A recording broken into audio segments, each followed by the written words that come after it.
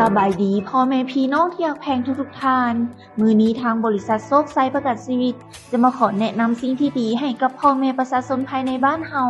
ให้ได้รับข้อมูลข่าวสารเกี่ยวกับทางด้านประกันชีวิตเพื่อให้พ่อแม่พี่น้องได้รับความคุ้มครองและเป็นมรดกตกทอดให้แก่ลูกหลานที่ท่านรักบริษัทโซกไซประกันชีวิตของพวกเฮามีแผนคุ้มครองหลากหลายแบบบ่ว่าจะเป็นคุ้มครองประกันชีวิตคุ้มครองอุบัติเหตุคุ้มครองยามเจ็บป่วยคุ้มครองค่าเสียเวลารักษาในห้องหมอค่าธรรมเนียมประกันชีวิตเริ่มต้นเพียง 40,000 กีบต่อเดือนคุ้มครองสูงสุดถึง100 ล้านกีบหากท่านสนใจสามารถติดต่อสอบถามข้อมูลได้ที่สำนักงานสาขาสวรรณเขตบ้านโพนสว่างใต้